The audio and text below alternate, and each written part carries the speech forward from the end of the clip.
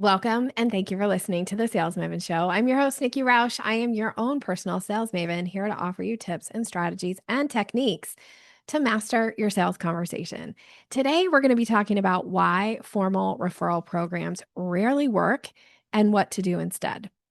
Now, you might have been thinking about this, or maybe you've done this in the past where you spent a ton of time coming up with a formal referral program, because what's better than a referral, right? Like, I love a referral. You probably love a referral too.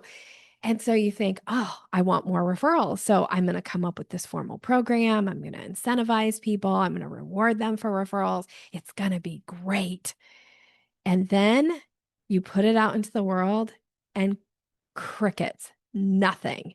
That is so common. I cannot tell you how many times this has happened to me and also to many, many, many of my clients. And anytime somebody gets on a strategy session with me and they say, I feel like I want to grow my referral business and I need to have a formal referral program in place. Will you help me set this up? The thing that I kind of go back to and start with first and foremost is, are you getting referrals now? And the answer is usually maybe one or two, but not as many as they want. And they think that this formal referral program, like putting together this like structured thing, is going to be the difference maker. It rarely is. I mean, if you have a successful referral program right now and it's formal, congratulations. But let me talk through why it looks good on paper, but why it doesn't really kind of translate when you put it out into the world, right? Like, we always know you incentivize things and that's going to motivate action. That's awesome, right? A clear structure is going to mean consistency for you. And that also is like more people are going to refer, and that's going to be great because that's going to be more business. But here's the missing piece. It's that human psychology and the relationship piece that kind of gets in the way. Because the thing about sales conversations is that they're emotional. They're not mechanical. And referrals are personal. Think about how many times you have sent somebody that you care about and referred them to somebody because you thought this person would be able to help them. Like, you're rarely doing it because there's money on the line or there's some kind of like reward that you're going to get. The reward that you get is by doing a good thing for somebody. So when you make it transactional, most people pull back. So here's why. I'm going to give you 3 reasons why I think these referrals dry up when you put a formal referral program in place. Number 1 is it removes the generosity factor. Most of us give referrals because it feels like the right thing to do. It feels like it's a nice reward for us that we're doing something nice for somebody and not feeling like we have to get something in return. Like, people refer because they want to be generous and they want to be supportive, maybe of you and your business, but also the person that they're referring. And so as soon as you put some kind of compensation around that, it changes the story. Like, it changes how it feels for them. So now it's not like, oh, I want to help you. It's, oh, I'm being compensated for this. And the thing is that most people get weird about mixing money and relationships. So what often happens is the person who was going to refer, like, they feel so great about it, but then they feel guilty because now they're getting some kind of compensation for doing it. And now it takes that, like, the generosity piece is no longer. And they worry about, well, what's it going to look like to the person that I am encouraging to contact you? They might think I'm not being in integrity because now I'm getting something out of it. Right. And so that kind of feels odd or weird.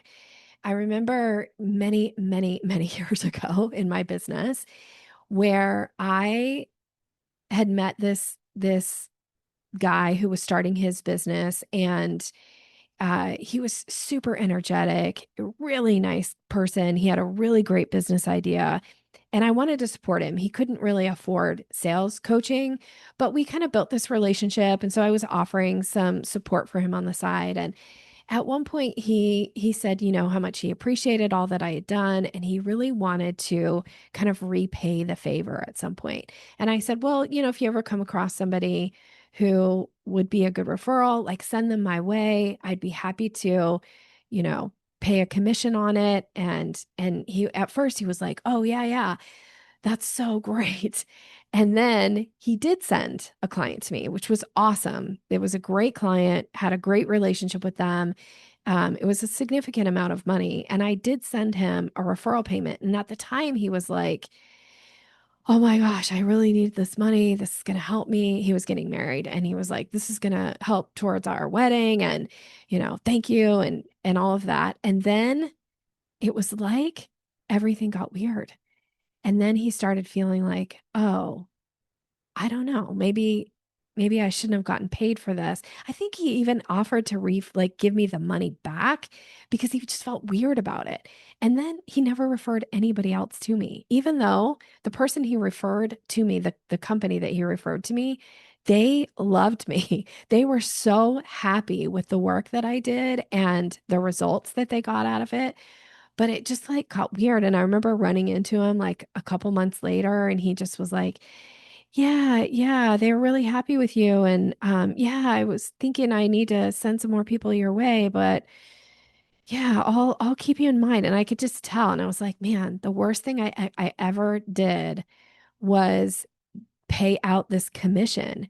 I think if I had sent him something just as a thank you, and not made it feel like a structured referral, like it would have completely shifted, and he would have received it differently. He would have felt great about it because he still would have been able to apply it towards his wedding or whatever. But it's just like, it just sucked all the air out. And I just see this over and over and over again with people, um, where they're like, "Oh, I'm going to set up this referral network. It's going to help me grow my business." And again, it looks good on paper. But here's reason two why this often just doesn't work the way you think it's going to do is you are essentially accidentally turning those people into being a sales team for you. And the thing about it is most people struggle with sales on their own, like selling their own services. And now they feel like they have to sell your services too. And that just like adds this extra pressure to them. And so when you're thinking about who are you gonna like, if selling isn't the most comfortable thing for this person and they've got to do selling, where are they going to focus their time and energy? They're going to focus it on their own services or the thing that they're responsible for. So if there's an agreement, right, that they're supposed to send people to you, and now they feel like they're dropping the ball because they're not doing it because they're focusing on their other things, like you've turned it into a job responsibility. It's another thing to tick off their to-do list. And it just like, I don't know, just feels like so much pressure. And then I just find that a lot of people don't do it. I know I was having this conversation. I think I might have shared some of this on the podcast at one point of like, sometimes you think, "Oh, I'm going to, get in good with this organization because they're working with my ideal clients. They can send the ideal clients to me and I'll pay out a commission to them." And again, I always am like, let's see if we can work around this a little bit. And I am going to give you some suggestions, by the way, of how to work around this. But I remember having this conversation with a client, and I was like, I think now you're essentially asking their sales team to sell your services for you. And then great, they're going to get this commission, but it's like one more thing they have to like complicate their sale with. And I'm just not sure that it's going to get you the results that you want. I think there are other ways that we could do this. And it was like my client, when she came to me about this, she was so like, "Oh, people are telling me this is such a great idea." And she felt so confident about it. And as soon as I started kind of explaining the sales team thing, it was like, I felt bad because it was like I sucked all the air out of her balloon. I'm like, yeah, now it doesn't feel so great, but there are solutions, there are workarounds. So let's look for what is another way to make this work for you. I'm not saying give up on referrals. I'm just saying as soon as you make it a formal thing, it just usually those dry up. And I remember a few years back, somebody, and I think it was because it was kind of like the thing at the time, right? Like online business, memberships, paying out commissions. And I do pay out commissions, by the way. Like I'm willing to do it when people ask me for it. But I remember somebody who I respect asked me for this formal thing, and she had been sending clients to me, quite a few clients to me. And as soon as we put it in place, it was like nobody, no, like it was just done. It, I went from getting multiple referrals from her a month to nothing. And the only thing that changed was now she had a link that was specific for her to give to her people. And then nothing, not another client came. So it's happened. And I can think of like 3 other examples, similar type situation where somebody asked me for it. I said yes. And then not another referral. It's like they don't want to be your salespeople for you, even though they think it sounds good and it looks good. But then, like, they get into it and like it just doesn't feel right. And that's where things kind of get off track. Now, the third reason that I find that these referral programs are very rarely successful is because it requires time, it requires focus, it requires tracking. And so, who's going to be responsible for that? You, them? Does it now create like distrust? What if you don't pay out on the thing? What if, and they don't want to have to come and like beg you for the money, and that feels weird and awkward. And like it just creates like this tracking, and again, it's just more work. And the thing about most of us right now is we don't want more work. We're overwhelmed with the work that we have. We're not looking to add more things to our plate. And so you want to be really careful about giving the impression that this is going to add something more to somebody's plate, and be honest about it too. Because I find that when I have this conversation, sometimes people push back and they're like, well, they don't have to look at it that way. And it's like, okay, I understand that you're saying they don't have to look at it that way, but is that how it's going to feel to them? Because if it's going to feel like work, they're not going to do it. So if they're wondering like, what am I going to have to be responsible for? What am I going to have to provide? What are you going to provide? Like, where's the formal piece here? It just kind of gets awkward and weird. So be careful about it. It doesn't always have to be a formal referral program. So think about this. And this is the shift that I often recommend for my clients, is that instead of making it transactional, let's make it relational, right? Like, what do I want to do for somebody that supports me and who trusts me enough that they would send somebody to me?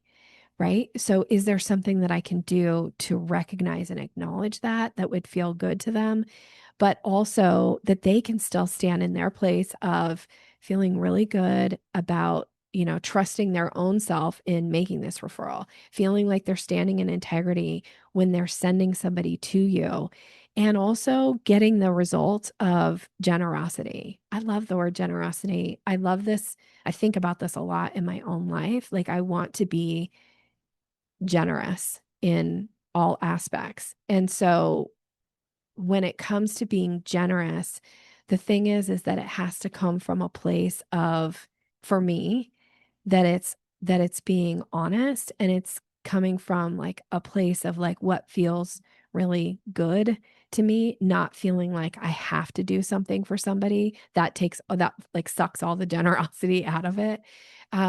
Feeling like it's expected, that the other person like kind of takes it for granted in some way, that like sucks all the generosity out of it, like all the fun out of the generosity. But on the flip side, when I can do something for somebody else where I'm not getting anything out of it, it's just like, I feel like I'm just putting out good energy into the world, and I'm just doing what feels like the right thing for me. Like, that's a reward for me as the giver who's making that connection, making that referral. That feels really fantastic. And sometimes we rob people of having that experience because we try to monetize it. So don't rob people of the experience. I think most referrals, they thrive on connection, not commission, right? It doesn't have to be about commission. It can be about connection. So here are some things I think that are practical things that you can implement into your business right now to acknowledge, recognize, and maybe even increase your referrals. Okay, so people have to have clarity. You have to make it easy for them to refer you. So, what does that mean? Think about, can you give them a sentence or two that allows for them to quickly identify who are the right people to refer to you and what is the problem that you solve? What are the results that people can expect? And if they can say it in a sentence or two, it becomes easier to refer you. But if they have to go like, well, let's get on their website and look at it together and then go through it, like, or you need to watch this 10-minute video of them explaining what they do. It's like, no, no, no. It should be easy. The easier you make it, I know I say this about sales, the easier you make it for people to buy from you, the more likely they are. The easier you make it for people to refer you, the more likely they'll do it. So we have to make it easy. So if you can't condense it into a sentence or two, then you've got some work to do of how to give somebody something that they can say to somebody else that helps them figure out like that you're somebody they want to talk to, that makes that connection. So focus on who you work with, who your ideal client is, and the problem that you solve, right? So if I was going to give mine in a sentence or two, I might say, when you come across a woman in business who really is uncomfortable or struggles with selling and knows that it's an important piece and just wants somebody to guide them, I'm the person you can send them to. Hopefully that's simple, right? And then now people could go, hey, you should go listen to Nikki's podcast, or hey, you should get on Nikki's email list, or hey, you should connect with Nikki and I'll make an introduction for you, right? Like nothing's better than those moments when somebody comes in that way. The other thing too is think about when somebody sends a referral your way, instead of thinking about it from a commission or a payment like perspective, think about showing genuine appreciation. And you can do this in a lot of different ways. It can just be an email with a thank you. It doesn't have to be some big, huge gift. It can be. That's your choice, right? You can decide. It could be something small that's meaningful. It could just be a personal voice message, right? Acknowledging that person. It could also be a public acknowledgement of, how much you appreciate this person and what they bring to your life and your business. Like all of these things will matter. Do what feels right. And, I always say this is for my background in NLP, take your cues from the other person, is think about what would matter to that person that's referring you. For somebody, they wouldn't want a public acknowledgement, but somebody else would really love that, right? So think about, what do you know about the person who's sending this referral? What would make them feel appreciated and loved? And what can you do? Are they somebody who you need to actually send a handwritten card to? Or are they just happy if you send them a little text message or a voice message, right? Like any of that is, if you actually spend some time and think, what do I know about this person and what would they appreciate? Then whatever you do is probably going to be enough. And then when they come across that next referral, they're going to remember those good feelings that they had about the connection and about the appreciation that you showed, and feel really confident in sending the next referral to you. Okay. So make sure that when I'm talking about appreciation, that it's not transactional. Even if you decide to send a gift, which is totally great and fine, just remember that it's a thank you. It's not a transaction. Okay. The other thing too is think about, are you nurturing your relationships before you ever need a referral? Because I mean, I can't tell you how many networking meetings I have been at where people will come up and they'll introduce themselves and they'll immediately say, we should start referring people to each other. And I'm thinking, like, I just met you. I don't even know enough about you to send somebody your way. But they like go right in. It's kind of like the person who goes right in for closing on the sale and they've like missed all the steps. But think about like nurturing relationships. Most of the people who I send referrals to, we don't even talk about the idea of referring to each other. It's just we've built relationships. We feel confident in the person that we're sending people to. And so like that's what's important. So are you nurturing your relationships? What have you done? If you're only reaching out to people to ask them to send referrals to you and you haven't reached out to them in any other context and it's been years, like that feels kind of like transactional, right? So, can you make it relational instead? Can you nurture the relationships? And just like in sales of the 80-20 rule, right? Like 80% of your business will come from 20% of your top tier clients. Same with referrals. Like 80% of your referrals will come from like 20% of the people who could potentially refer you. So it's identifying like who are those people that are going to feel comfortable doing it, that have access maybe to the right type of people that they would refer, and then spend time nurturing those relationships. Because if you grow those referrals, if somebody that can refer, a couple people a year to you and you spend some time investing in that relationship and all of a sudden they start referring, 20 people to you, that's going to really move the needle in your business versus that one-off person who might refer somebody to you once every like 3 or 4 years. Not that you shouldn't nurture relationships. I'm not saying that, but again, 80-20 rule. So spend your time where it's needed. Okay. So if you're thinking about a referral program right now, here's what I would encourage you to try first is having connections, nurturing relationships, reaching out to people and just ask, like, is there ever an opportunity that you would feel comfortable sending somebody my way? And if so, what would you need from me to make that happen? And do it from this place of like genuine interest and listen instead of reaching out saying, I have this referral program. Here's what you'll get by sending people to me. Instead, like ask questions and see what happens. Because you may just find that people are more likely to refer if you use my first approach versus the second, which is what most people are doing, right? So think about relationships, think about asking the question. You can still plant the seed about, it's okay to ask for a referral.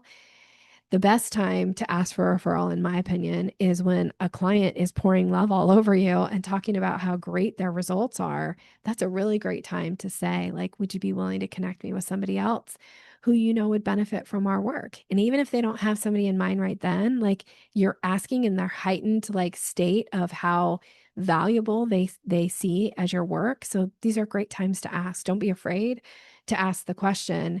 Just make sure that you're doing it from this place of, instead of offering a reward, just ask as a favor and then be very, very grateful and attentive when somebody does send a referral your way. Take care of those people so that they can go back to their friend and say, thank you so much for connecting me with so-and-so. Like they have, helped me in this way or that way. Like that's going to feel so good to the person who sent that referral.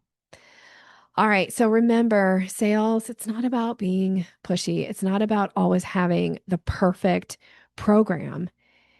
You don't need to be like pushy and aggressive or fake. You need to just be relational and ask questions and see what happens. All right. If you need some support, some additional support around this and how to have these conversations, how to frame the messages, that's something you're welcome to reach out.